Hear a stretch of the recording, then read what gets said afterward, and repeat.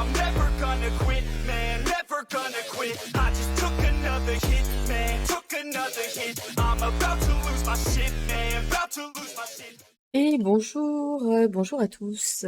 Bon, on se retrouve aujourd'hui pour un live un petit peu particulier. C'est du just chatting autour d'un sujet brûlant en ce moment. Alors, je n'ai pas l'habitude de faire du just chatting, je suis beaucoup plus à l'aise à l'écrit qu'à l'oral, mais j'ai trouvé ça suffisamment important pour essayer de voir ça avec ceux qui voulaient. Ceux qui passaient, ceux qui voulaient réfléchir. Ça concerne bien évidemment les polémiques soulevées depuis l'annonce du The Event 2022, notamment concernant le choix de la fondation Good Planet pour l'écologie. Alors Zerator avait dit que l'écologie est un sujet qui lui tient à cœur avec le réchauffement climatique, etc. Et que ce The Event, du coup, revêtait pour lui une grande importance. Et l'avalanche de retours violents et négatifs qui n'ont pas manqué de l'affecter viennent entacher cet événement. Alors, vrai du faux, tentative d'atteindre le streamer, de dénigrer, ou réelle défaillance, et difficile de se faire une idée sur Twitter, alors je voulais essayer ensemble d'y voir plus clair. Donc, globalement, les polémiques, ça s'articule autour de quelques thèmes. Alors, je vais passer très très vite sur des thèmes complètement cons, puisque en guise, enfin en termes de polémique complètement con et infondée, on a eu le The Event n'a que des blancs, alors RIP, MV, Juice, Étoile et sûrement d'autres. Hein. Zerator est raciste, et ben mon salaud il l'a bien caché. Hein. Voilà, c'est sarcastique au cas où. Mais surtout, polémique autour de l'association choisie pour le The Event cette année, la fondation Good Planet, qui œuvre pour la sensibilisation à l'écologie et agit pour la restauration d'écosystèmes et l'accompagnement vers une agriculture écologique, notamment. Donc, les polémiques se succèdent, enflent et deviennent de plus en plus surréalistes tous les jours avec un patchwork de nouveaux griefs. Bon, c'est du Twitter, quoi. Du coup, je me suis dit que ce serait intéressant de se poser, d'essayer de décortiquer tout ça, d'y réfléchir plutôt que d'y réagir. Du coup, qu'est-ce qu'il y a à décortiquer? Qu'est-ce qu'on reproche à l'association? On lui reproche plusieurs choses, accompagnées par son fondateur, qui est Yann Arthus Bertrand. Donc, je rappelle, hein, reporter, photographe, réalisateur, militant écolo pour le coup. Et il lui est reproché principalement son bilan carbone, mais surtout son soutien au Qatar lors du vote pour l'accueil de la prochaine Coupe du Monde. Et on voit bien que c'est une catastrophe. On reproche aussi à l'association de faire du greenwashing pour Total et BNP Paribas, notamment puisque Total est un donateur, et parce que BNP Paribas est membre fondateur de l'association, et donc conflit d'intérêts, on verra ça en détail. Ensuite, on reproche aussi à la fondation de promouvoir l'anthroposophie, hein, qui est un courant aux allures sectaires dont s'inspire la biodynamie, un courant qui véhicule des techniques agricoles alternatives et dont Good Planet a fait la présentation sur son site. On va reprocher aussi à cette association l'utilisation de NFT pour lever des fonds.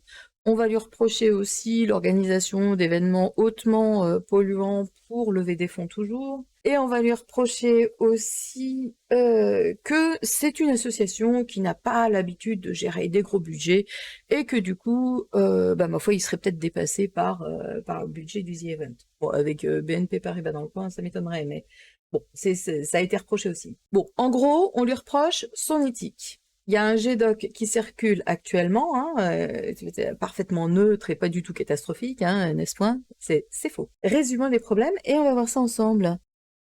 Donc, et pour ça, peut-être qu'il serait intéressant de regarder un petit peu le GDoc qui circule et qui sur Twitter fait office un petit peu de Bible. Et donc, de toute façon, je vais vous le mettre, comme ça on va voir ça. Donc ça, c'est ce qu'avait dit Zerator, hein. Ce qui se passe autour du The Event 2022 m'affecte énormément, j'essaye de me concentrer sur le positif, et je suis abasourdie par la méchanceté de certains, d'une violence très intense autour de cet événement gratuit caritatif dans lequel on met tellement de temps et d'énergie. Dégoûté. Ça se comprend. Donc, un Google Doc circule concernant la fondation choisie pour le The Event 2022, et on va essayer de décortiquer ça ensemble. Donc, alors, bon, le GDoc s'appelle La vérité sur la fondation Good Planet. Bon, alors perso, moi, quand je vois des titres comme ça, coucou Citronette, quand je vois des titres comme ça, déjà de base, je me méfie, hein, parce que là, c'est rip l'objectivité, on fait dans le sensationnel, bof moyen. Ça ne veut pas dire que le GDoc sur Good Planet est mauvais, loin de là. Donc, les problématiques. Le premier point soulevé, c'est Yann Arthus Bertrand. Donc, c'est Yann Arthus Bertrand qui est son fondateur. Donc, Yann Arthus Bertrand qui, comme je vous le disais, est photographe, reporter, réalisateur et militant écologique. C'est à lui qu'on doit notamment de superbes images sur la planète, hein, sur notre Terre. Et donc on lui reproche un petit peu déjà son bilan carbone. Bon, ça je trouve que c'est un mauvais procès, hein.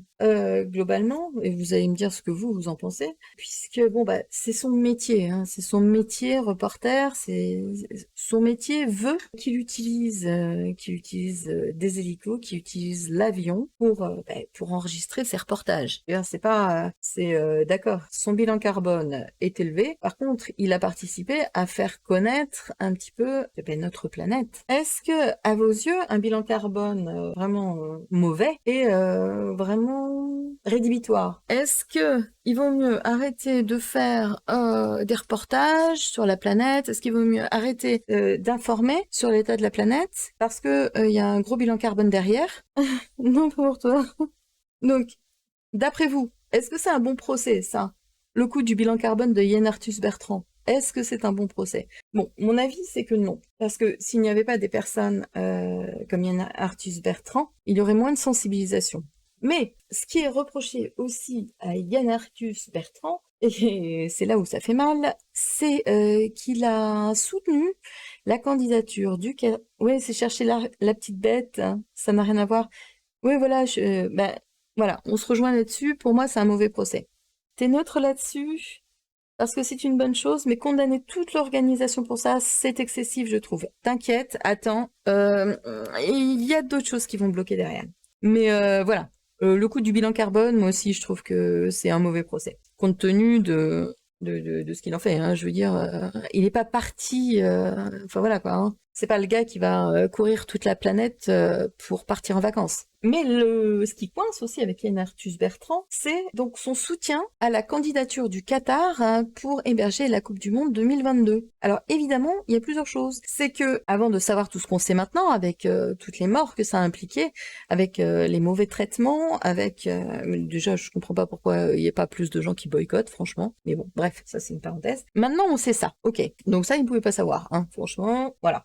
Par contre, ce qu'ils pouvaient peut-être deviner, ou pas, hein, je ne sais pas si c'était écrit quelque part ou non, mais ils pouvaient peut-être deviner, ou peut-être qu'ils pouvaient lire ou noter, que les 42 stades de la Coupe du Monde du Qatar allaient être complètement climatisés. Et donc, bien évidemment, avec un impact écologique absolument abominable. Donc voilà. Sur ce point-là, Yann Arthus Bertrand s'est excusé. Il a dit j'ai fait une connerie. Bon, ça, c'est son parler. Hein. Il aurait pu faire un truc super bien tourné, machin. Bon, c'est son parler, il a dit j'ai fait une connerie. Est-ce qu'il faut le flageller sur la place publique pour ça? Moi, c'est la question que je me pose. Est-ce qu'à cause de ça, il faut le flageller sur la place publique pour une erreur qu'il a faite, hein, il reconnaît. Donc ça, c'est quelque chose qui, à mes yeux, aurait pu être anticipé s'il avait été attentif. Après maintenant, est-ce que pour sa connerie, il faut remettre en cause tout le bien fondé de la fondation? Ah, attendez, la fondation, elle doit être quelque part... tellement de trucs, je sais pas où je l'ai foutu. Voilà. Donc, parce que Good Planet, globalement, c'est ça. Hein. Je veux dire, c'est quand même... c'est un gros truc. Quand on regarde... agir sur le terrain, soutenir des projets de terrain. On va regarder un petit peu ce qu'ils font concrètement. Parce qu'il ne faut pas oublier que pour une prise de position, flinguer toute l'association, c'est peut-être un peu rude. Ça, c'est mon avis aussi. Donc, il y a des projets, regarde de nos projets sur le terrain. Donc voilà, hein, tout ça sont des projets qui sont en cours ou qui ont été achevés. Donc, ils sont en cours, je crois. Donc, hein, de la fondation au travers du monde. Donc, je veux dire, c'est quand même pas... ils sont pas là à se toucher, hein, ils font des choses. Et c'est là que le choix de l'association était intéressant, je trouve, de la part de Zerator, hein, puisque effectivement, hein, il aurait pu choisir quelque chose de beaucoup plus engagé politiquement, mais est-ce que c'est vraiment ça qui répondait le plus à la situation aujourd'hui? Je comprends pas quel est le sens de son positionnement avec cette histoire de Coupe du Monde. Bah, il a dit ouais, mais soutenez le Qatar, c'est vachement bien, en gros. Hein, je te résume ça. Hein. Soutenez le Qatar pour qu'ils accueillent la Coupe du Monde, c'est vachement bien. En somme, c'est le résumé. Donc on est d'accord que ça, c'est une grosse boulette. Sachant que, bon, il y a encore petite chose qui se greffe là-dessus, à savoir que il y en a qui voient un conflit d'intérêt parce que le Qatar a financé un de ses bouquins ou un truc comme ça. Ah, par contre, j'ai pas retrouvé la source. Donc voilà. Est-ce que il faut flinguer tous les projets de la fondation parce que Yann Arthus Bertrand a merdé? Ah, c'est la question que je vous pose aussi. Parce que l'association, donc les projets de l'association, déjà l'agroforesterie en France, moi je trouve ça génial, hein, promouvoir les différentes méthodes d'agriculture en France. D'ailleurs, je suis très intéressée par le sol vivant et oui, on va voir, rien à voir avec le biodynamisme, hein, bien que par certains aspects. Et donc voilà, favoriser de l'agroforesterie, préserver la biodiversité, des maisons de semences paysannes, ok. Beaucoup de sensibilisation, et c'est ça que je trouvais... Oui, ça arrange pas du tout, hein, ça c'est clair. Donc, de la sensibilisation, et ça, je trouvais ça super intéressant, puisque, franchement, pour faire changer les mentalités, ça passe par l'éducation. Forcément. Pour moi, tu ne changeras pas les mentalités par la force. Tu contraindras les gens, mais tu changeras pas les mentalités. Donc moi, je trouvais que ce système de sensibilisation à l'écologie et donc d'action en ce sens dans diverses parties du monde, je trouvais ça très bien. Et je ne sais pas quelle autre association propose ce type de projet, en même temps que de proposer, donc de reprendre un petit peu l'agriculture en main, ce qui est essentiel à mes yeux. Et aussi, bon alors, restaurer des bocages, bon ça c'est d'autres types de projets, mais qui va restaurer aussi la biodiversité de nos campagnes, hein, parce qu'il y a eu plusieurs projets en France, des projets très intéressants. Donc ça, ça c'était les projets qui cherchent preneurs, hein, financement. Ça, ce sont les projets qui sont en cours de réalisation. Donc de l'agroforesterie, donc la coexistence humain-éléphant, et ça aussi, je trouve ça intéressant, puisqu'il faut qu'on apprenne à vivre avec notre environnement. Il faut arrêter de le violer. C'est un mot que je n'aime pas utiliser en fait. Mais vous voyez l'idée. Faut apprendre à vivre avec et non pas le contraindre. Ça, je trouve ça qu'au niveau écologie, c'est essentiel. Donc plusieurs projets en Afrique, hein, et qui concernent ça. Donc conservation des écosystèmes marins. Donc les écosystèmes marins sur les côtes de l'île Maurice, par exemple. Donc ce sont des zones où il y a quand même pas mal de touristes, où la population locale va y vivre aussi des ressources de la mer. Et donc il s'agit donc de protéger les espèces, de maintenir la croissance, de restaurer la biodiversité qui a été mise à mal avec le réchauffement climatique, avec le tourisme et avec une consommation des ressources trop importante par rapport aux possibilités. Donc ça, ce sont des projets qui sont quand même intéressants et qui sont très très constructifs, très positifs. Donc voilà. Donc est-ce qu'il faut flinguer toutes les actions de l'association directement à cause de Yann Arthus Bertrand? Je ne pense pas. Après, il y a beaucoup d'autres problèmes qui se posent et là, on va rentrer dans des sujets qui fâchent. Je pense qu'il y a accumulation des choses controversées et les gens, dont je fais partie, ont tendance à imaginer des magouilles et autres, surtout quand de l'argent se mêle à ce genre de situation. Alors oui, et tu n'as pas idée à quel point ça va être impactant et à quel point on a raison de se poser des questions. Parce que donc tu vois, hein, globalement, quand tu vois ces projets, tu te dis ouais, si c'est bien, c'est bien. Franchement, ça a une approche pour le climat. Je trouve que ce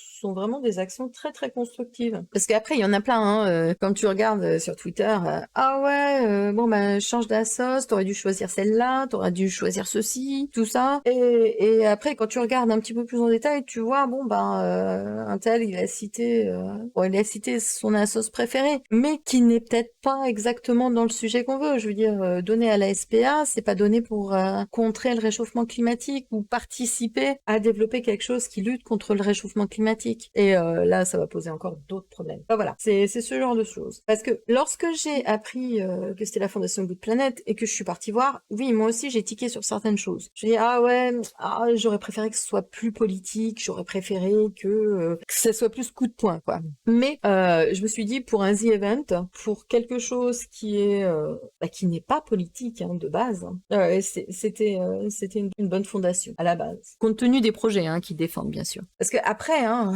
je veux dire, quand on veut une autre association, bon, Greenpeace, je pense que ça aurait été non, hein.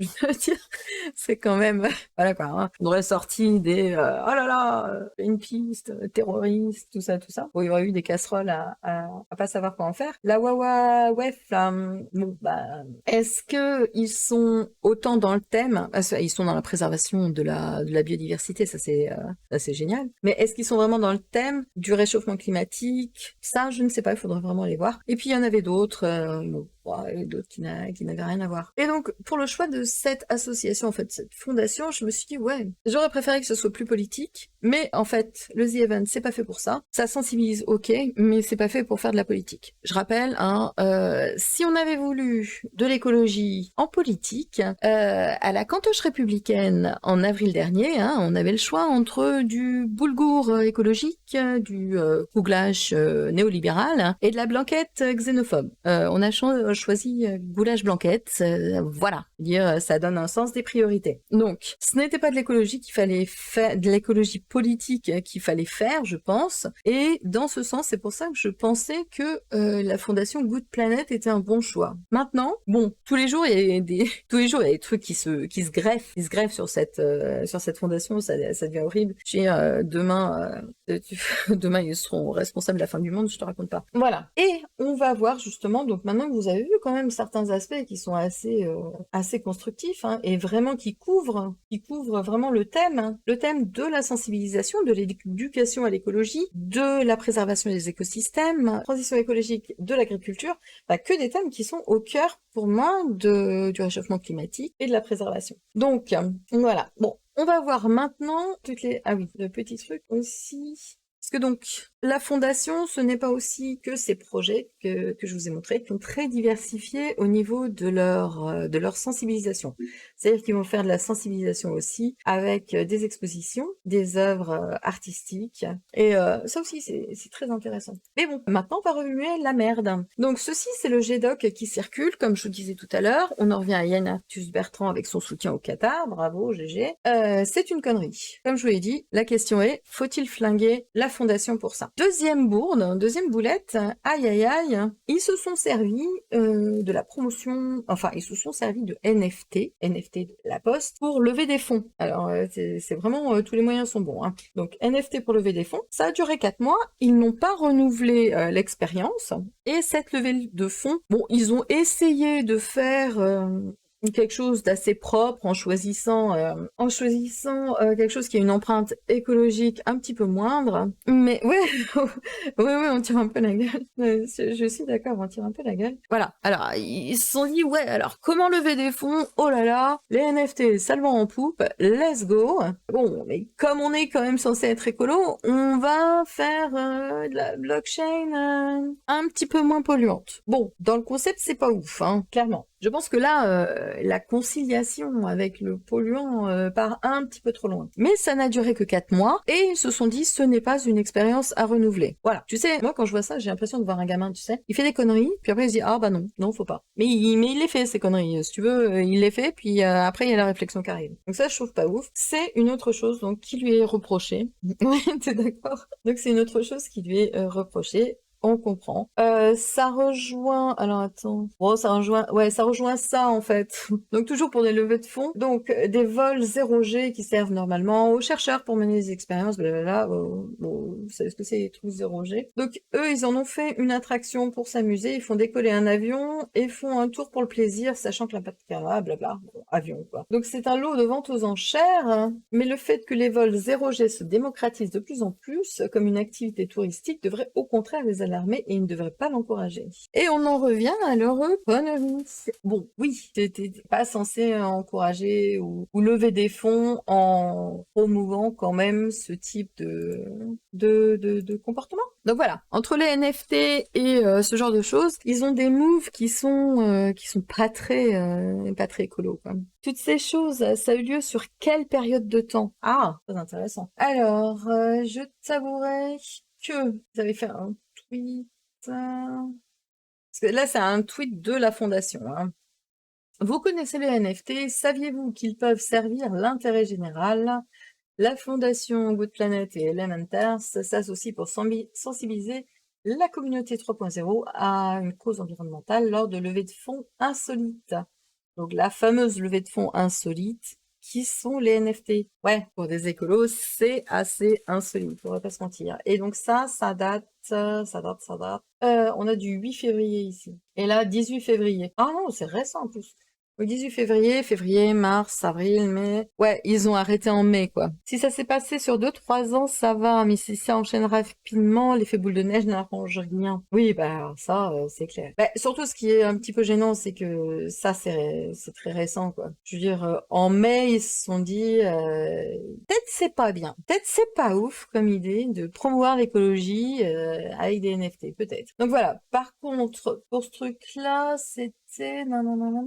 Alors juillet, ok, mais juillet quoi? Bah juillet peut-être 2021 du coup. Donc la problématique, elle commence à se profiler. Merci d'avoir cherché ma mot, mais c'est normal, on est là pour ça. Donc la problématique commence à se profiler. Je veux dire, est-ce que tous les moyens sont bons pour faire des levées de fonds et pour promouvoir derrière l'écologie? On va arriver à une autre réflexion là-dessus, qui va être une réflexion sur le greenwashing, mais on y reviendra. Donc ensuite, bon, ça c'était Yann Arthus Bertrand. Maintenant, la fondation et son fonctionnement. Plusieurs choses ont été soulevées, notamment le fait que Total soit un donateur, l'un des plus gros pollueurs de la planète, donateur de l'association. C'est discutable, on va en discuter justement.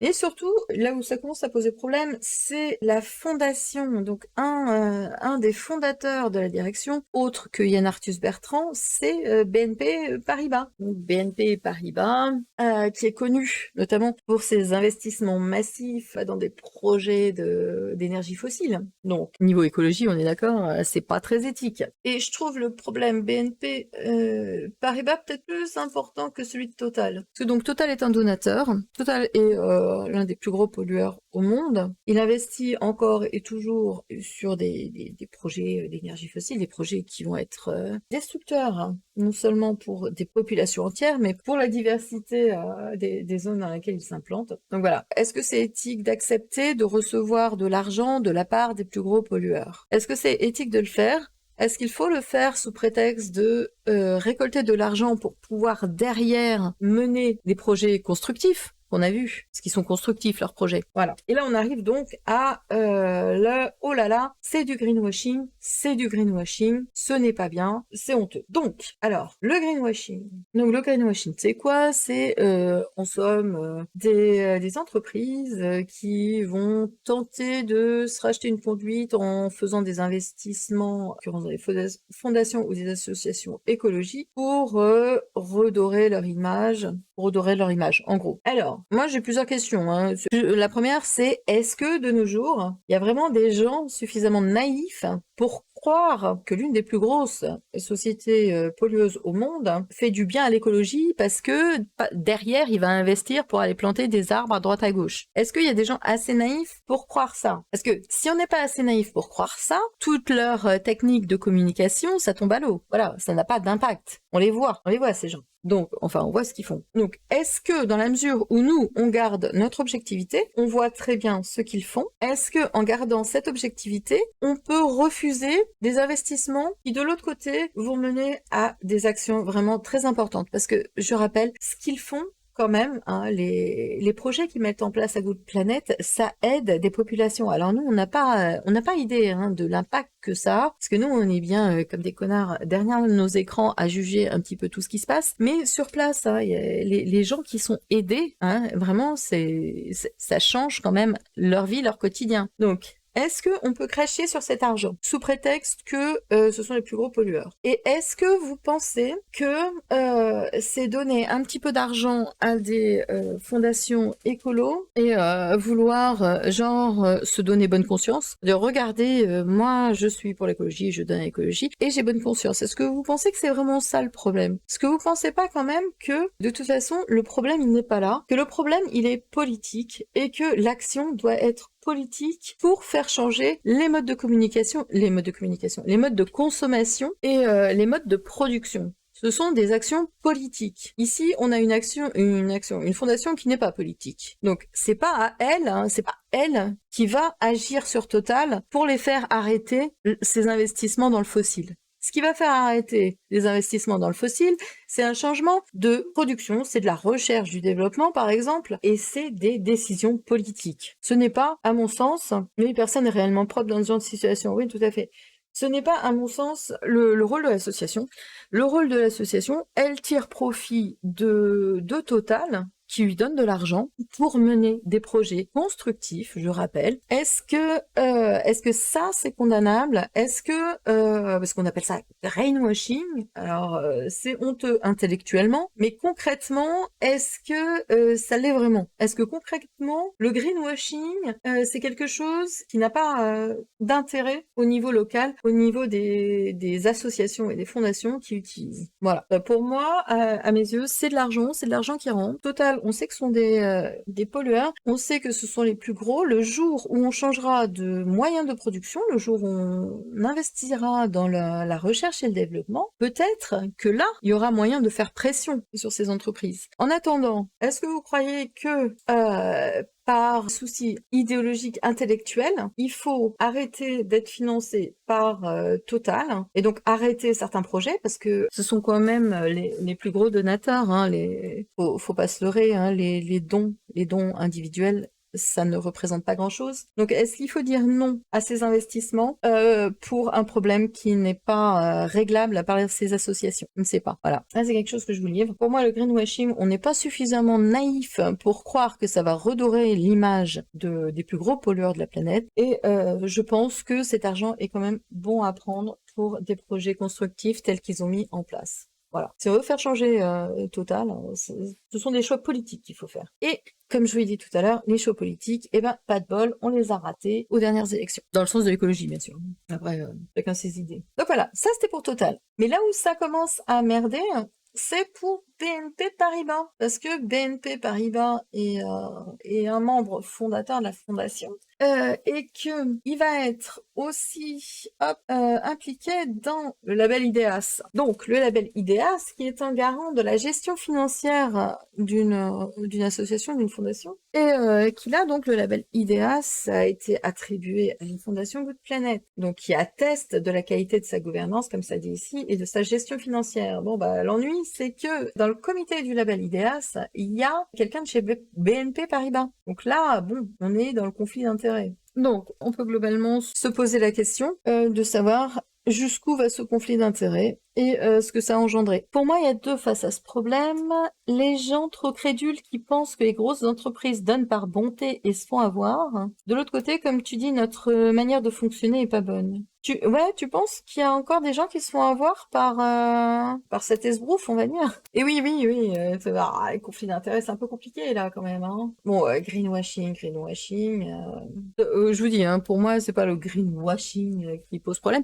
Quoique, si tu me dis que toi, tu penses qu'il y a vraiment des personnes qui sont assez naïves pour trouver que ces entreprises donnent par bonté, hein. Non, parce que bon, au niveau de la transition écologique, bon, on est d'accord que ces entreprises, elles ne font rien. Elles donnent pour compenser, c'est le principe, c'est je suis un gros pollueur d'un côté, je fais planter des arbres de l'autre, ça va compenser un peu. C'est pour ça, le greenwashing, c'est pas forcément le diable, hein. Parce que, et c'est là où je trouvais aussi que le choix de la fondation était intéressant à la base, c'est que c'était un autre type d'association écologique. Donc tu as des associations qui sont beaucoup plus politiques, et tu as des associations comme ça, qui vont être beaucoup plus dans la conciliation, et beaucoup plus dans la compensation. Et je trouve que chacun des types d'associations a son intérêt pour lutter contre le réchauffement climatique. Il n'y a pas une association, un type d'association, un fonctionnement d'association qui est bien par rapport à un autre. Enfin, si, là, quand même, il y a des choses qui tiquent, hein, mais globalement, sur le concept, je veux dire, faire de la conciliation avec les plus gros pollueurs du monde, c'est intéressant. Plutôt que toujours leur taper sur la gueule, on sait ce qu'ils font, hein. Pour ce qui est de prendre l'argent, ce serait stupide de pas le faire. Autant essayer d'en faire quelque chose d'utile. Voilà. Bah, c'est un petit peu mon point de vue aussi. Ensuite, ben voilà, tu vois, comme je te dis, je trouve que ce type d'associations qui discutent, hein, avec les plus gros pollueurs, qui sont dans la conciliation, sont autant intéressantes que celles qui sont plus dans la politique. Je trouve que chacune a sa place. Après, comme je te dis, là, niveau conflit d'intérêts, on est pas mal. Sauf que quand on parle conflit d'intérêts, eh ben, on sait pas ce qu'on met derrière. On sait pas ce qu'on met derrière. Parce que il est possible qu'il y ait des décisions qui soient prises dans l'intérêt de BNP Paribas, lesquelles on sait pas. Le problème du conflit d'intérêts, c'est ça. C'est qu'on sait pas du tout ce qu'on peut mettre derrière. Ce n'est pas transparent. C'est bien le problème avec le conflit d'intérêts. Donc là, on a ça. Bon, après, on a petit, qui est assez drôle. Total s'engage à neutraliser les émissions carbone de tous les voyages en avion du groupe grâce au projet de biogaz. Bon, ça, c'est ce que je vous disais. Hein. C'est le plus gros pollueur qui essaye de se racheter un petit peu. Il pollue, mais il va planter quelques arbres pour compenser à droite à gauche. C'est un petit peu d'esbrouf, mais c'est déjà ça. C'est déjà ça, parce que comme je vous l'ai montré, parce que les projets restent essentiels pour les gens qui en bénéficient. Donc voilà, donc là on était sur le greenwashing et sur le conflit d'intérêts. Ensuite, il y a beaucoup d'indignation autour du greenwashing, mais je trouve que ça mériterait d'avoir une réflexion beaucoup plus posée sur ce qui est bon de faire pour les autres. Hein. Total, voilà, on les voit. Et s'ils donnent et que ça aide d'autres populations, je dis il faut prendre. Utopia, bon ça, pour moi c'est un peu de la connerie. Quoi. Donc Utopia. Alors, Google Planet a déjà eu l'occasion de faire un événement caricatif en lançant Utopia l'année dernière, un événement de 12 heures sur YouTube, avec pas mal de personnalités du web, blablabla, qui a récolté même pas 6000 balles. Ah, ça fait mal, on est d'accord. Chaque euro est une réussite dans le caritatif, mais quand on sait qu'il a fallu des centaines de milliers d'euros dans le dispositif, les équipes, où ils avaient apparemment embauché 9 community managers, je sais pas, hein, ça c'est marqué, moi j'ai pas... Pour tout dire, là je n'ai pas vérifié les infos. Donc 140 000 euros de publicité, je sais pas d'où ils sortent ça, hein, ça je sais pas. On a le droit de demander comment est gérée l'association. Ben, c'est surtout que l'association a juste fait un mauvais investissement. Ils ont peut-être pas misé sur les bons influenceurs. Hein. Donc bon voilà. Ça c'est leur gestion qui a été critiquée. Et par contre, même si je trouve ça un peu con la manière dont c'est présenté, effectivement. On revient à cette espèce de... on tente des trucs, on tente des choses, peut-être ça marche. T'as vraiment l'impression que c'est ça, quoi. Peut-être ça marche. Et gestion du personnel, oui, quand même. Ça, qu'est-ce qu'ils avaient en tête, ouais. Ils pensaient quoi? Que ça allait être un event? Donc voilà, on leur reproche leur gestion au travers ça. Moi, c'est pas leur gestion que je reproche, c'est leur manque de lucidité. Bon, ça, c'est les NFT, on en a parlé. Alors, sur le wiki, ouais, alors il y a une petite polémique sur le wiki, L'historique de la page wiki concernant le budget a été supprimé 2 fois, a été remise 2 fois. Bon, on sait pas hein, comment ça se passe sur Wikipédia. Moi, je suis pas complotiste, hein, je dis pas la fondation est parti voir Wikipédia et dit oh là là, supprimez-moi ça. Non, surtout que bon, niveau budget, je crois qu'ils sont transparents, tu peux le trouver ailleurs que sur Wikipédia d'ailleurs. Donc ça, pour moi, c'est de la connerie. Donc ça, le label IDEA, ça, je vous en ai parlé. Et là, on va toucher à un truc, ouh là là là là, ouf. Alors là, va y avoir le feu, hein, va y avoir le feu. Donc la biodynamie. Donc la biodynamie, c'est un courant d'agriculture alternative, un peu ésotérique, qui a été présenté par Google Planet. Et du fait d'avoir présenté ça et d'avoir promu la vente de vin produits de manière biodynamique, ils se sont fait allumer, mais d'une force. Parce que quand je vous dis que la biodynamie est une technique alternative dans l'agriculture, une technique un petit peu ésotérique, c'est parce que elle est inspirée d'un autre courant spirituel, mais qui a des allures sectaires, qui est l'anthroposophie. Alors l'anthroposophie, j'ai sorti un petit truc comme ça. Voilà, je vais peut-être accepter les cookies, ça sera plus agréable pour vous. Donc l'anthroposophie qui est, c'est un petit peu freestyle. Hein. C'est le mec qui est un petit peu en roue libre, mais pourquoi pas. Hein. Sa philosophie, c'est pas plus con que un gars qui écrit un bouquin un siècle après sur un autre qui est mort sur une croix et qui va ressusciter. Hein. Pour moi, c'est pas plus con. Hein. Ou que Adam et Ève dans le jardin d'Éden. Hein. Voilà, c'est un courant spirituel et la question était... Enfin, là, c'est pas la question, c'est que ça se fait allumer sur Twitter, mais d'une force. Parce que la biodynamie est inspirée de ce courant de pensée. Et ce courant de pensée, c'est un courant de pensée qui essaye d'être holistique, qui essaye essaye de situer l'homme au sein du cosmos et au sein de son propre environnement. Et globalement, c'est pas con, hein, franchement. On mériterait de se recentrer sur à la fois notre environnement, nos interactions avec notre environnement pour vivre en harmonie avec lui. Bon après, pour le cosmos, monsieur avait des idées bien sûr non vérifiables, c'est tout le problème. Donc l'anthroposophie est-elle une secte? Je vous parle de l'anthroposophie avant de parler du biodynamisme. Donc, une philosophie inventée par Rudolf Steiner, pas plus que les écoles qui portent son nom, n'ont fait l'objet de signalements pour dérives sectaires. Ça, c'est important de le comprendre, parce qu'il y en a qui sont violents, hein, bordel. Mais l'organisme qui surveille les sectes pointe un manque de transparence et un goût pour l'occultisme. Ah oui, ça, c'est leur spiritualité, c'est leur truc. Hein. Donc, l'anthroposophie refait fréquemment surface dans l'actualité avec son lot de polémiques. Jean-Baptiste Mallet qui révélerait un mouvement international qualifié de discret et influent. Est-ce qu'on fait chier les francs-maçons pour faire pareil? Je ne sais pas. D'ésotérique et animé par une doctrine. Même si le journaliste garde bien d'écrire le mot secte, il en dessine tous les contours. Alors, donc les problèmes qui ont été soulevés avec l'anthroposophie, essentiellement, ça va être au niveau de l'éducation des enfants, où finalement, ils se sont orientés sur la transmission de leurs croyances et de leur spiritualité, en omettant à la fois que l'enfant doit avoir d'autres savoirs, et en omettant que l'école est laïque. Ça, c'est problématique, on est d'accord. Voilà, je rappelle que il n'y a pas eu de dérive sectaire de l'anthroposophie. Hein, ça n'a jamais été relevé par Miviludes. Donc Miviludes, c'est la branche de l'État qui s'occupe de la surveillance des dérives sectaires. Donc voilà, ça c'était pour l'anthroposophie en tant que possible secte. Je vous la fais vite. Hein. Là où c'est...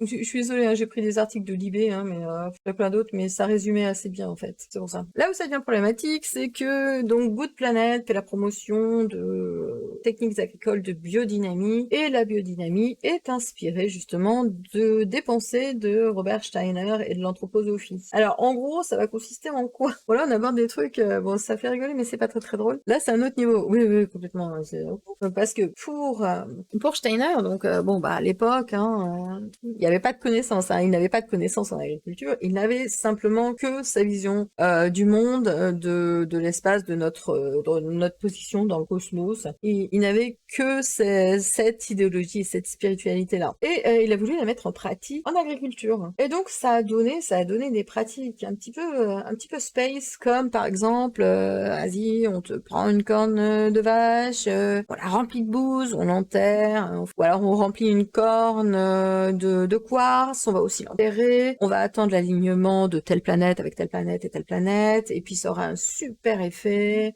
Et bien évidemment, on ne se questionne pas sur les fondements scientifiques de cette pensée. Sauf que ce n'est pas que ça, la biodynamie. Et c'est là où je trouve que c'est un mauvais procès. Parce que c'est très violent, hein, c'est très violent. Alors attends, bon non, ça c'est pas ça, c'est pas ça... ah oui, c'est lui. Attends, quand même. Alors, soutient la biodynamie et par extension l'anthroposophie, qui est une secte anti-science, raciste, anti-vax et tout ce qui peut en découler. Je pense que si Steiner était né en 1963, il aurait tué Kennedy, hein, clairement. Donc voilà, hein, pitié Zerator, ouh là là, change d'assos, tout ça. Je développe sous ce thread. La biodynamie, c'est quoi? C'est un courant de pensée en agriculture qui repose sur la pensée magique, des procédés qui relèvent du chamanisme pour faire en sorte que vos plantes grandissent mieux. Alors, ça, c'est du raccourci, hein, c'est du raccourci intellectuel. Hein. ouais, Kennedy direct. C'est du raccourci intellectuel, hein. De toute façon, franchement, tu vas l'entrer en matière, tu te dis, ok, salut. Donc, l'agriculture, en biodynamie. Et pourquoi, du coup, mais pourquoi est-ce qu'on fait ça? Pourquoi est-ce qu'on s'inflige ça? Je veux dire, on est cortiqué, on est dans une société hautement régie par le rationalisme et la science. Pourquoi est-ce qu'on s'inflige ce type de choses? Pourquoi? Est-ce qu'on est en manque de sens à ce point-là? Auquel cas, oui, on rejoindrait dans ce cas-là la pensée sectaire. Mais est-ce que c'est ça? Est-ce que c'est ça concrètement, le biodynamisme en agriculture? Donc déjà, le biodynamisme, à la base, c'est un courant, c'est un des courants de pensée qui a été à l'origine de l'agriculture biologique. Donc c'est quand même pas non plus, c'est même pas le truc hyper délirant. Ce qui est délirant c'est quand parce que j'ai trouvé plusieurs choses, hein, j'ai trouvé plusieurs sons de cloche comme on dit, comme disent les boomers d'ailleurs. Il y a ceux qui vraiment sont convaincus de leur truc, hein, qui sont convaincus que s'ils sautent à poil en dansant autour d'un feu les soirs de pleine lune, en se mettant une plume dans le cul, ça fera pousser les plantes. Et t'as ceux, je suis désolée, hein, ça va être un peu violent comme image. Et tu as ceux qui disent eh ben écoutez, moi j'ai enterré mes cornes. Ce que j'ai pu observer, c'est que ma terre, elle est plus riche. Ma terre, elle permet que mes plantes soient en bonne santé. Elle permet que ça pousse mieux. Et la prise en compte de cette espèce de pensée holistique, parce que c'est ça le truc, hein, c'est que ça part un peu n'importe comment, mais c'est de la pensée holistique. Donc ils remettent la culture au sein de son environnement. C'est-à-dire que l'importance du sol vivant est essentielle. Et c'est pour ça que je trouve qu'il faut pas cracher comme ça. Faut pas crier au diable. Hein.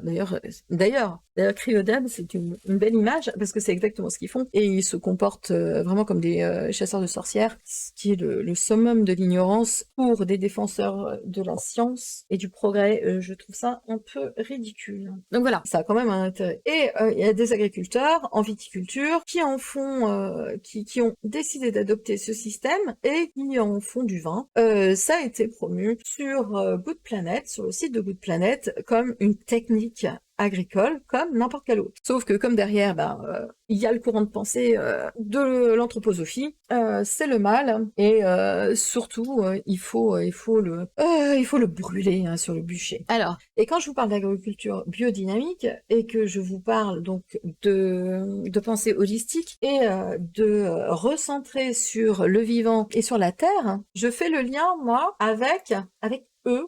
Et eux, je les trouve absolument géniaux. Donc Claude et Lydia Bourguignon, qui ont été précurseurs hein, dans la recherche sur la terre et le vivant. Franchement, si vous voulez voir, c'est un excellent petit documentaire sur ce qu'on a fait à notre terre. Pourquoi elle est devenue stérile, comment elle fonctionne et ce qui va permettre de la faire revivre. Si vous êtes intéressé, ça dure 25 minutes, vous irez voir chez vous. Et pourquoi c'est intéressant de faire le lien entre ce que dit Claude et Lydia Bourguignon et l'agriculture en biodynamie, c'est que en biodynamie, ils ont beau fourrer des cornes de vache à la bouse et les enterrer, ou des cornes de silice à la bouse et des cornes de silice et les enterrer, il y a un truc qui se passe. Sauf que l'agriculture biodynamie, donc le spectre de l'idéologie de Steiner, hein, qui n'a pas eu de dérive, mais qui est un petit peu fantasque, hein, ternit les possibilités de recherche dessus. Donc tu vois, là, c'est un chercheur qui disait non, où est-ce que c'est? Bon, en gros, c'est un chercheur hein, qui disait qu'il n'y avait pas de possibilité d'investir dans ce type de recherche à cause du spectre de l'anthroposophie derrière. Alors que, au contraire, si on objective un petit peu les raisons qui font que ça fonctionne, on aurait quelque chose d'intéressant pour le vivant. Ça, c'est mon point de vue. Je sais pas quel est votre point de vue, mais moi, je trouve que ça, c'est quelque chose d'intéressant pour le vivant. C'est pour ça que je ne rejette pas du tout la biodynamie, parce que elle n'est pas que de l'idéologie, surtout pour les agriculteurs. T'as les agriculteurs, alors tu vas en avoir hein, qui sont à fond, les planètes, tout ça, donc qui sont des choses absolument non vérifiables, mais tu en as d'autres qui sont juste pragmatiques, qui ont juste observé l'effet de leur foutu corne à la bouse sur leur culture, qui ont observé le changement de leur terre, et qui ont observé la vie qui revient dans leur terre. Et ça se voit énormément sur tout ce qui est viticulture, qu'est-ce qu'on a pu flinguer la terre en viticulture. Je veux dire, on est arrivé à un stade où, voilà quoi, les racines des cèpes, voilà, ne vivaient plus. Trop de controverses, il y a tout ça. Oui, il y a énormément. Oui, voilà, c'est ça, il y a trop de controverses. Mais il y a des choses à aller regarder. Les gens préfèrent jouer safe aujourd'hui. Oui, complètement. Oui, c'est ça. C'est ça, mais il y a pas de safe. Si tu veux avancer, si tu veux faire de la recherche, il faut prendre des risques à un moment. Si on se ferme sur quelque chose qui ne rentre pas dans l'outil qu'on a pour mesurer, est-ce que ça veut dire que ça n'existe pas? Est-ce que ça veut dire qu'il faut le mettre de côté, le jeter à la trappe? Parce que si c'est ça, alors on a un problème, hein. Alors c'est un petit peu fini, quoi. Il faut l'objectiver. Il faut vraiment objectiver ce genre de choses. Il y a donc il y a eux, il y a eux qui expliquent très bien. Ce sont pas, hein, ils font pas de la biodynamie. Eux, ce sont lui, c'est un microbiologiste de la Terre. Hein. Ce sont des scientifiques. Et donc ils expliquent le vivant, ils expliquent comment on en est arrivé là. Et t'avais quelqu'un d'autre, mais je pense pas que je puisse le retrouver. Attends, ah quel bordel mes trucs. Non, non, ça c'est eux. Non, comment on a fait pour tuer nos sols? Non. Ah, c'est quoi la bio? Oh non, c'est pas toi non plus. Ah mince. Non mais je sais pas. Je retrouve pas où c'est, mais il était vraiment, cet homme était vraiment touchant. Pas touchant parce que c'était très très intelligent ce qu'il disait.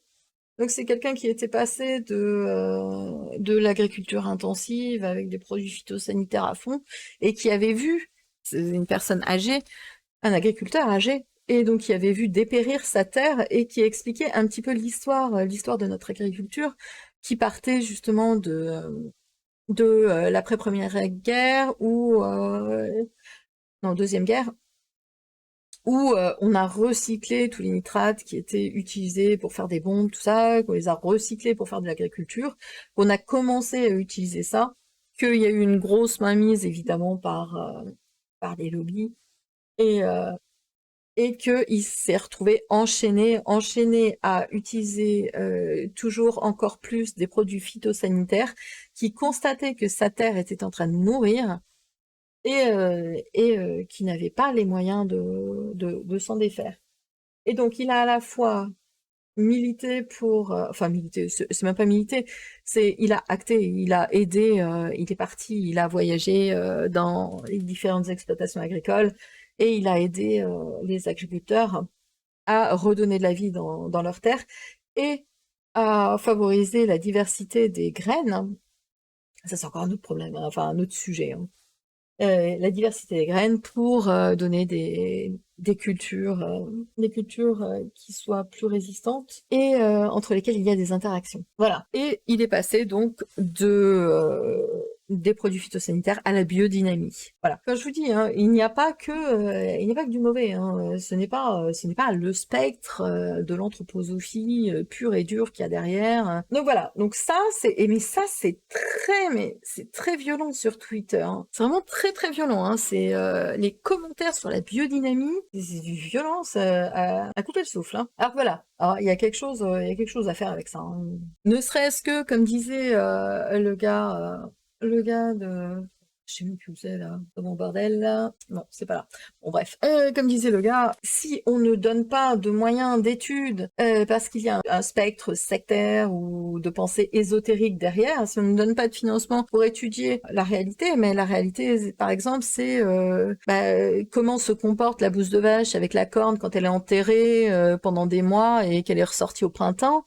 Si on ne comprendra pas pourquoi le sol est mieux enrichi, on ne comprendra pas pourquoi ça permet de limiter l'utilisation du cuivre, on ne comprendra pas. Mais pour ça, il faut arrêter d'être mijauré, quoi. Il faut prendre des risques. C'est pas une méthode traditionnelle, et comme les chercheurs sont plus dépendants que jamais des fonds de recherche, si le projet donne des airs d'occultisme ou autre, la proposition va partir à la poubelle directe avec perte de réputation derrière et pouf la carrière. Oui, ça c'est pas faux, ça. C'est vrai qu'il faut prendre ça en compte aussi, c'est vrai. Et voilà. On se ferme à des choses. Et dans la biodynamie, je pense qu'il y a des choses qui font le lien avec justement cette terre vivante, et que ce serait bien justement de l'étudier pour mettre au point d'autres techniques qui soient plus scientifiques et consensuelles. Voilà. Donc ça c'était tout le drama autour de la biodynamie. Alors je dis drama parce qu'ils se sont fait allumer. Hein, et il doit y avoir 3 articles sur leur site. L'article qui dit oh là là, bah regardez, il y a des viticulteurs qui font de l'agrodynomie. Regardez, il y a des viticulteurs qui vendent leur vin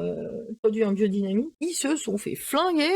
My God! Donc voilà, ça c'était ça. Ça, je trouve que c'est pas un procès très fair. Hein. C'est vraiment beaucoup d'indignation pour pas grand-chose. Hein. Alors, ensuite, bon, Total et la neutralité carbone, ça on en a parlé. Alors, voilà. La fondation est financée à 90% par de grosses entreprises. Son but est de faire des ateliers pour sensibiliser C'est une couverture qui sert de greenwashing à ces groupes pour s'ajouter un label écologique en faisant... Bon, ça, moi, je suis désolée, ça, je trouve ça complètement con de dire ça. Parce que ça, c'est rien comparé aux vies qui changent avec les actions qui sont entreprises. Ça, c'est con, ça. Bon, par contre, BNP Paribas, il conflit d'intérêts avec on sait pas ce qu'on met derrière, c'est plus compliqué. Voilà. Donc, du coup, avec tout ce merdier qui a été remué, et ben la pression a été tellement importante que Zerator a demandé à Good Planet, donc Good Planet qui a le week-end pour présenter donc des réponses à tout ce qui lui a été reproché. Apparemment, elle ne sera pas ménagée, la fondation. Et donc, il y aura ce droit de réponse, et si cela ne convient pas, il y aura peut-être un changement d'association pour le The Event 2022. Et ça, ce sera une première, et là-dessus, c'est pareil, j'aurais aimé discuter avec vous là-dessus. D'après vous, est-ce que c'est légitime? Est-ce que c'est légitime de changer une association comme ça, sous le fait de la pression Twitter? Est-ce que tous les problèmes qui ont été soulevés justifient une telle pression sur l'association ou non? Moi, c'est la question que je me pose. Si les gens n'acceptent pas l'assaut, la perte de donations pourrait être plus forte. Oh non, ça c'est clair, de toute façon, oui. Mais en plus, si en plus Good Planet n'arrive pas à convaincre, c'est pas que la donation des The Event, c'est leur donation tout court. Et les chances que les dons individuels soient encore plus réduits, ça va vraiment avoir un gros impact sur les projets de cette fondation. Donc voilà, est-ce que c'est fair? Parce que d'un côté, moi, comme je vous disais, je trouve que l'association est une association de conciliation, c'est une association de compensation, et c'est une association qui va sensibiliser, qui va agir sur le terrain pour faire des choses positives pour la biodiversité, pour l'éducation, pour l'aide au développement de ressources naturelles de pays. Donc ça, c'était très intéressant d'avoir ce type de fondation, ce type d'association, comparativement à des associations plus politique. Mais de l'autre côté, d'après vous, est-ce que les casseroles qu'ils ont au cul désormais les décrédibilisent de manière rédhibitoire? Voilà, j'ai beaucoup parlé, je ne parle jamais autant. En fait, le souci, c'est même pas de savoir si l'assaut est propre ou pas, c'est l'image ou l'idée que les gens en ont sur les réseaux qui fait foi. Oui, alors ça, je trouve ça problématique. Et c'est pour ça que je disais que le changement d'association, il risque de se faire sur la pression des réseaux, plus que sur de la rationalité, sur de la réflexion et sur de la modération. Parce que sur les réseaux, il n'y aura pas de modération. Je pense...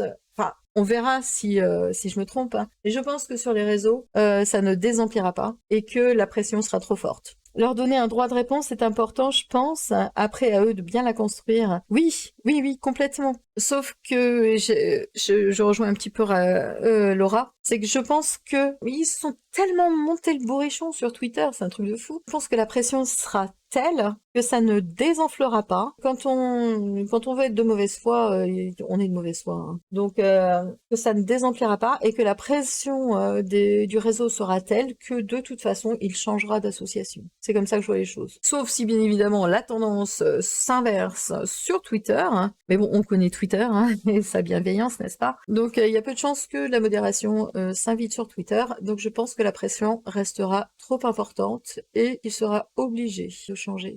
S'il veut répondre à Twitter, hein, parce que bon, sinon après il peut très bien dire... Voilà. Bon, il y aura peut-être moins de dons. Ah oui, parce qu'il y a eu aussi... Alors, bon, il y en a qui se sont découverts c'est bien, il y en a qui se sont découverts d'identité écolo de ouf. Et qui ont dit non, je viens pas aux The Event à cause de l'association. Ou alors, ah non, du coup, moi je viens plus aux The Event, l'association au secours. Voilà, bon, pour des personnes qui font des sponsors pour des entreprises hautement polluantes. Bon, voilà, hein. Comme je dis, hein, ils se sont un petit peu découverts leur fibre écolo. Hein. De toute façon, depuis l'annonce, tous les Français s'y connaissent en écologie, c'est clair. On est tous des pros, hein, attention. Hein. Après, c'est bien qu'il y ait eu des recherches, parce que ça soulève un questionnement, c'est bien. Par contre, c'est Twitter, donc voilà, hein, la modération, la réflexion, l'objectivité, l'échange cordial, intelligent, c'est pas ça. Hein. Et en conclusion, donc moi ce que je pense, c'est que de toute façon, si l'écologie doit être tout ou rien, il y a de grandes chances que ça finisse en rien. Bon, dernier point, mais là ça a plus à voir avec l'association. De mon point de vue, le seul aspect qui me gêne, ce sont les actions irréfléchies de Yann, oui, Malheureusement, en tant que personne publique, la moindre action est analysée et décortiquée, et quand on est à ce genre de position aujourd'hui, ça ne pardonne pas. Ça, je suis d'accord. C'est pour ça que j'avais soulevé la question, est-ce que ces conneries à lui doivent pénaliser toutes les actions qui sont faites par Good Planet? Pour les fautes de l'entreprise, ça me pose pas de problème. Pour les fautes, oui. Tu veux dire les fonds via les NFT? C'est ça? Ce genre de choses? Ouais, c'est complètement con, quoi. Mais oui, ils se sont arrêtés, quoi. Bref, voilà, c'était ça, ce petit stream de réflexion autour de la polémique du The Event. Ah oui, il y a une dernière polémique. Je voudrais juste terminer là-dessus, et je vais pas m'attarder, parce que c'est vraiment... à un moment, faut arrêter les conneries. Donc, il y a aussi une polémique sur la participation de Altaïr au The Event. Alors, Altaïr, c'est un streamer, bien évidemment. C'est un streamer gaming et qui a notamment fait bondir toutes les communautés il y a 2 ans. Un petit montage avait circulé, un petit montage avec des clips où il faisait des réflexions misogynes, où il faisait des réflexions racistes et où il tournait un objet sexuel. C'était qui? C'était Tifa. C'est Tifa, donc un personnage de Feu. Ouais, tout ça, ils en ont fait une compilation, ça a été foutu sur les réseaux. Il s'est fait lyncher, il s'est fait ban 15 jours de la plateforme Twitter pour rupture des conditions de la plateforme. Et voilà. Donc, suite à ça, qu'est-ce qu'il a fait, ce garçon? Alors, où est-ce que j'ai foutu ça? Attends, je vais aller sur mon Twitter, ça sera plus simple. Hop. Donc, j'ai tweeté ça. Concernant la participation d'Altaïr Gaming aux Event 2022, arrive un moment où lorsqu'une personne réalise que ce qu'elle transmet n'est pas en accord avec ses valeurs et change son comportement, il faut lui laisser la possibilité de revenir grandi de cette expérience. Twitch, pas Twitter. Oui, Twitch. Pardon. Ouais, excuse-moi. Exact. Et parce que je répondais au fameux clip, vous pouvez les retrouver, hein. Donc, suite à ça, il a fait un post, et je vous le lis. Donc, c'est un post de 2020 qui intervient après son ban, où il dit ça. Donc, bonjour à tous, j'ai été mis au courant des accusations portées à l'égard de ma chaîne Twitch. Des propos bien évidemment sortis de leur contexte et exhibés de manière à me faire porter la casquette du méchant, mais c'est le jeu ma pauvre Lucette. Très sincèrement, les clips en question sont discutables, qu'ils soient sortis du contexte ou pas, et je m'en rends compte. À toutes les personnes offensées, je m'en excuse. Les habitués de la chaîne ont déjà assisté en live à des débats endiablés durant lesquels je défends cœurs et âme la tolérance et l'égalité, LGBT, droits des femmes, égalité des races. C'est maladroit cette expression, mais on comprend le concept, qui sont les vraies valeurs que je défends, sûrement maladroitement à travers mon humour trop décalé. À vous, merci pour votre soutien et votre bonne humeur au quotidien et vos good vibes. Je pars du principe que l'on peut rire de tout, mais effectivement pas avec n'importe qui. Le stream est un espace public et il est important de modérer son propos et ses actes en public, chose que par moments j'ai tendance à oublier, c'est ma faute à 100%. Twitch a décidé de bannir la chaîne pour une durée de 14 jours, sanction pour avoir brisé le code de conduite de la plateforme. C'est une décision sévère et normale, vu les dérives exposées. J'accepte cette décision et m'excuse également auprès du staff Twitch, qui a sûrement mieux à faire que perdre du temps avec mes sottises. Je vais prendre le temps de réfléchir sur le contenu du stream afin qu'il heurte le moins de personnes possible, et revenir plus fort et plus sage à la mi-juillet. Je rappelle, c'est il y a 2 ans. Vous allez me manquer mes petits assassins, Altaïr, dada. Voilà. Donc, ça, c'est la situation. Alors, effectivement, donc je le répète, vous voyez les clips d'Altaïr, t'as juste envie de le baffer, clairement. Sauf que, donc, cette personne a fait un retour sur lui-même, il a réfléchi, il s'est adapté, il a changé sa manière de se comporter en live pour être plus en adéquation avec ses valeurs, parce que il le dit. Les valeurs qu'il défend, c'est bien l'égalité, la reconnaissance des LGBT, l'égalité homme-femme, l'égalité entre... Alors, lui, il a un mot maladroit qui est l'égalité entre les races, et qui pourrait faire bondir plusieurs, mais on comprend le concept. Voilà. Quelque part, c'est pas non plus le connard fini. Pour moi, c'est un mec qui a voulu faire de l'humour, Mais être humoriste, c'est pas donné à tout le monde. Railler les personnes qui font du mal aux femmes, qui maltraitent les femmes, parce qu'il est question de ça ici, je trouve que c'est pas malsain. Mais le faire de la manière dont il l'a fait, ça prête trop à confusion. Je rappelle encore, c'était en 2020. Voilà. Ataïr, ça reste quelqu'un de drôle parce que c'est un pitre quelque part, et quelqu'un de très compétent. Je veux dire, c'est au niveau du gaming. Je veux dire, c'est quelqu'un qui présente les jeux de manière très professionnelle. C'est un bon professionnel. Ça fait 2 ans que ça s'est passé. Ça fait 2 ans que ses streams sont clean, sont bien. Il s'est remis en cause. Il est dorénavant plus en accord avec les valeurs qu'il défend. Et aujourd'hui, parce qu'il est invité au The Event, on lui ressort ça sur la gueule et on le lapide. Alors voilà, donc ça, c'est la dernière polémique que je voulais soulever. Moi, vous vous doutez, compte tenu de mon tweet et de la manière dont je vous ai présenté la chose, que je ne suis pas du tout d'accord avec les personnes qui le lapident. Voilà, donc ça, c'est mon avis. Il y en a encore qui vont le lapider, qui vont continuer à essayer d'influencer les autres pour leur dire que il faut boycotter, d'influencer les autres pour leur dire que putain, cette image est affreuse. Quand je le vois comme ça, j'ai envie de le baffer. Mais voilà, qui vont essayer d'influer et qui vont essayer encore de retourner cette affaire. Moi, je dis stop, un moment, faut arrêter. Voilà, c'était le dernier point polémique autour du The Event. Voilà. Par rapport à ça, est-ce que vous avez un avis? Est-ce que vous voulez exprimer quelque chose? Est-ce que vous avez quelque chose que vous aimeriez dire? Et même que toi, il y a un moment, faut arrêter de traîner des casseroles aussi loin. Oui, voilà, c'est ça. Ça n'a pas de fondement, c'est fini. C'est comme je dis, humoriste, c'est pas donné à tout le monde, hein. Surtout s'il y a eu remise en question du comportement. Oui, mais bien sûr, mais c'est ça le truc, c'est que oui, il s'est remis en question.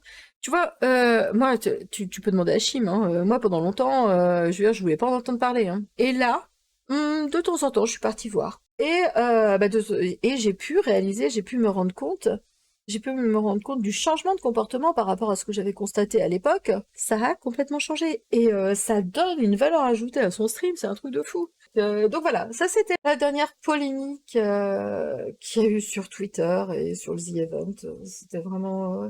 Bon, moi je trouve ça lamentable, mais voilà. Comme c'était le but de parler de toutes les polémiques, je vous en parle aussi. Pour la décision pour Good Planet, pour vous, en votre âme et conscience, savoir un petit peu quelle décision vous allez prendre, parce que peut-être que vous allez vouloir donner aux events, peut-être que vous n'allez pas vouloir donner aux events, peut-être que vous allez vouloir le boycotter, peut-être que pas. Mais donc voilà, je voulais rappeler un petit peu tout ça. Vraiment, de s'intéresser à la réponse qui va être donnée par la Fondation Good Planet, de vous rappeler que derrière toutes les saloperies qui sont lues, qui sont écrites sur Twitter, qui sont juste déshumanisées, hein, c'est déshumanisé tout ce qu'il y a sur Twitter, hein, complètement. Donc, rappelez-vous que derrière, c'est aussi ça, hein, Good Planet. C'est aussi ça. C'est aussi tous ces projets. Et ces projets, vous ne voyez peut-être pas, mais ça change la vie des gens. Voilà. Et comme je vous ai expliqué, comme on a fait le tour, hein, c'est quand même l'une des fondations qui semblait le plus adaptée à quelque chose de global, le plus adapté à quelque chose d'assez gros, qui semblait le plus adapté à des actions concrètes, non politiques, et qui favorise à la fois donc la sensibilisation, la formation, la protection des environnements, ainsi que favoriser aussi les énergies alternatives. Et voilà, derrière tout ça, pensez à l'humain aussi. Lorsque vous écouterez les réponses de Good Planet, est-ce que leurs conneries doivent entacher tous ces projets? Moi, je trouve que c'est cette question qu'on devrait se poser lorsqu'on aura les réponses ce week-end. Merci pour les infos, j'avoue ne pas suivre le Twitch Game français. Ouais, ouais. Ouais, tu me suis, moi, ça me va. Moi, perso, j'ai toujours eu confiance dans la décision de Zerator et Dash, hein, sur la décision de l'assaut. On sait que c'est pas fait au hasard, donc voilà, quoi. Oui, oui. Alors déjà, c'est pas fait au hasard. Après, Zerator l'a dit lui-même. Il y avait des choses, il l'avait pas vu. Il l'avait pas vu. Alors, est-ce qu'il avait pas vu ou est-ce qu'il pensait pas que ça ferait tout ça sur les réseaux? Parce que le problème aussi, c'est la pression des réseaux. Parce que quand on débunk un petit peu tout ce qui s'est passé, il y a des choses qui sont regrettables, mais est-ce que ça mérite vraiment de la flinguer? Je sais pas. Faut voir. faut voir ce qu'ils répondent, faut voir ce que Good Planet répondent, faut voir ce qu'ils ont décidé au niveau éthique et quelle est la réponse qu'ils donnent à tous les problèmes qui ont été soulevés. Et la pression sur Zera enfin sur Zera Dash, l'organisation quoi, est énorme. Hein. Moi aussi j'ai confiance. Ils ont réfléchi. Hein, ce sont des gens qui réfléchissent, contrairement à 90% de ce qu'on a pu voir sur Twitter. Hop. Mais la pression du réseau sera très très forte. Et je ne sais pas s'il peut contrer ça. Contrer dans le sens apporter de la modération. Et justement, de la modération et de la consignation. Parce que bon, moi j'ai l'impression de voir des extrémistes sur Twitter, un truc de fou, quoi. Des extrémistes alors que, excusez-moi, mais l'écologie, si ça avait été une priorité dans votre vie, on n'aurait pas le gouvernement qu'on a aujourd'hui. Étant assez pessimiste de base, je vois pas du tout ça bien finir. Moi je pense qu'il y a trop de... je pense qu'il y a trop de cons sur Twitter, que maintenant qu'ils se sont tous montés le bourrichon à fond, qu'ils vont continuer dans leur lancée, quel que soit ce que va dire la fondation. Après, peut-être qu'on est trop pessimiste, hein. Peut-être qu'on aura une bonne surprise, qui sait. Globalement, sur Twitter, j'ai peu d'espoir. Hein. Oui, enfin la première chose qu'on a entendue d'abord avant de parler de l'assaut, c'était que Zera était raciste. Car plein de streamers sont pas là cette année. Du coup, ils ont pris en grippe l'assaut pour se donner bonne conscience s'ils donnent pas cette année. Ouais. Mais c'est tellement con. C'est tellement débile. Non, mais ça, c'est tellement stupide. Il faut avoir quel âge pour réagir comme ça? Je sais pas. Hein. Et encore, hein, même si t'es jeune, t'as pas fini de cuire, hein, clairement. Ouais, il y en a qui ont vraiment clairement utilisé l'assaut comme au front de nuit, quoi. Oh là là, fou, non, l'assaut, j'y vais pas. Alors que derrière, ça fait des clips avec y a pas mes potes, j'y vais pas, quoi. Enfin bon. Donc oui, bah, il y a un petit peu d'hypocrisie. Un petit peu d'hypocrisie. Et puis il y a les communautés toxiques qui s'y sont mises, avec des gens à ce point bienveillants qu'ils souhaitent bien sûr que ça se casse la gueule, parce que justement, il n'y a pas eu leur streamer préféré, tout ça. Ça, c'est la bienveillance Twitter. Bon, eh ben, est-ce que vous avez encore autre chose à dire, à discuter? Est-ce que vous voulez parler de quelque chose en particulier? Les réseaux sont pas réputés pour créer de bonnes choses, malheureusement. C'est clair. Non, mais ce qui a été hallucinant de voir, c'est comment la mayonnaise est montée, quoi. Je veux dire, et puis ça n'en finit plus, quoi. Je vous dis, demain, Good Planet est responsable de la fin du monde, quoi. Hein. Ça se monte le bourrichon. Il y a des points qui pourraient être juste pris et discutés et analysés et réfléchis. Mais non, on react. On react, ça on sait, ça fonctionne comme ça maintenant. On react. Le problème, c'est que on peut react et réfléchir derrière, ça donne quelque chose d'intéressant. Mais react pour react et après remonter des trucs en épingle pour continuer à se monter le bourrichon entre nous, au secours. Et juste dire que tu peux respirer, madame. Écoute, je n'ai jamais autant parlé. Je pense que tu peux en témoigner, Chim. React stupidement, c'est plus facile. Bah ouais, ça demande moins d'énergie et puis tout le monde y va de son petit avis, tout le monde essaye de ramener un petit peu la couverture à soi, là, regardez-moi, et on perd un petit peu ce qui pourrait être pertinent. Bon, heureusement, Zera, je pense qu'il fait la part des choses, quoique ils disent qu'il est un petit peu perdu au niveau de ses pensées en ce moment. Et ça, je trouve ça dommage. Je trouve ça dommage. Qu'un réseau social ait réussi à lui retourner la tête, je trouve ça un peu dommage. Mais bon, ce qui s'est pris dans la gueule ces derniers jours. En plus, tout le monde s'en est pris plein la gueule. Hein. Donc, non seulement Zera s'en est pris plein la gueule, bon, je suppose que Dash aussi, mais en plus, tu sais, les vieilles rancœurs du The Event de l'année passée, où il y a eu un problème avec Inoxtag et Ulcia, tout ça, ils le ressortent maintenant, tu sais. Ils le ressortent, histoire de bien remuer la merde, tu sais. Un truc qui était fini, hein, qui a été clos l'an dernier, hein. Mais non, ça revient. Ils aiment bien la merde. Ils sont merdologues, comme dirait Blanche Gardien.